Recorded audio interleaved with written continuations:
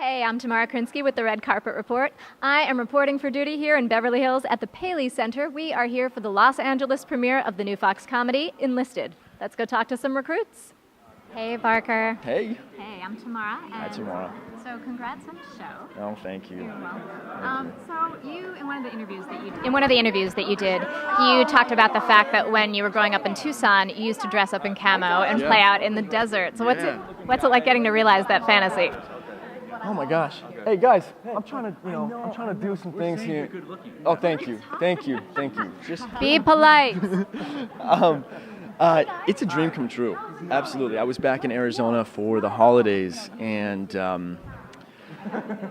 I was like reliving it all. I went for hikes through the desert, and I was like, gosh, man, this is where it all started. Like, I remember being out there, and I was like, you're dodging cactus and stuff, and I was like, this is why I bought a onesie camo suit, so I could and when you're climbing in the forest or in the desert, you don't want people to see you, because then it ruins the experience. You want to remain hidden. So yeah, you wear camo and you hide, and anyway, long story short, dream come true. It was a dream come true to get to really embody this, and I guess looking at it from afar, it's not surprising at all that that's sort of the trajectory of my, how things played out. It's what I loved doing as a kid, and it's what I love doing now, and so I think that energy and enthusiasm, has pulled me in this direction, and it's a dream come true. Really excited. Well, let's talk about that energy and enthusiasm for a second. You are the gung-ho character. Rear D, what is one of the things you yourself might not be so gung-ho about doing? A lot of things. A lot of it. Randy, someone asked me, where'd you base this character? I love this guy. So I was like, I couldn't have a really good answer. And then I went home, I thought about it. I was like, you know what? Randy is the guy that I wish that I was. I wish that I could be. It's just so gung-ho and enthusiastic about everything. It's the way to live. For me, the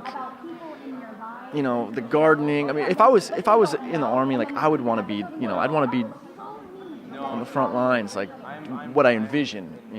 A lot of the stuff they have to do is not, fun necessarily, but he makes it fun, and it's beautiful that he can make it fun and realize that those jobs are just as important as the guys that are on the front lines, protecting our country. And you guys have gotten a lot of responses to the boot camp videos that are up. What's it like hearing from veterans and folks on active duty? It means so much. Because that's why we're doing this. I mean, we want to make a comedy, but we want to do them justice. And after going through boot camp, we realize the gravity of what we're representing, and for them to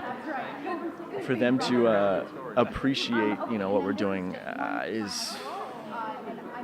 That's the best critic. I mean, that's what we really want to.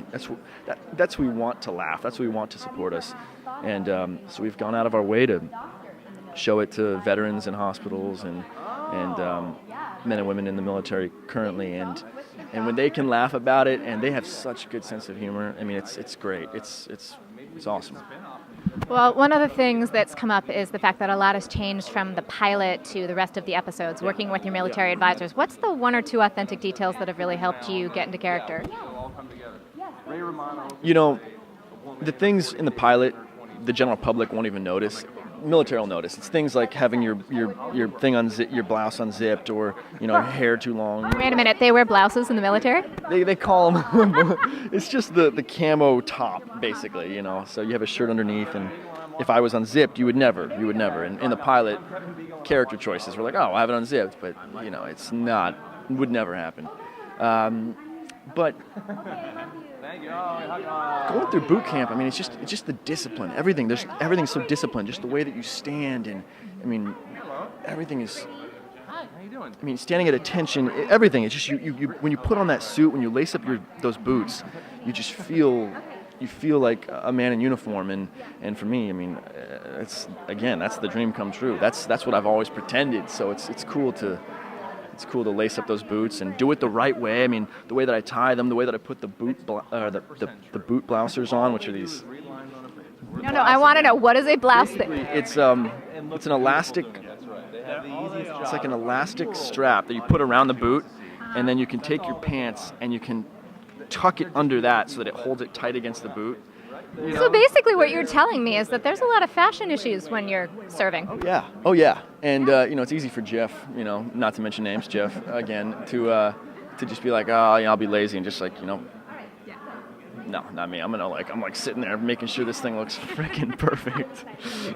So there's a couple of really incredible military comedies. We've got Stripes, we've got MASH, we've got a couple of others. If you had to have someone serving with you, getting your back while you were serving, would you choose Goldie Hawn, would you choose Alan Alda, or Bill Murray?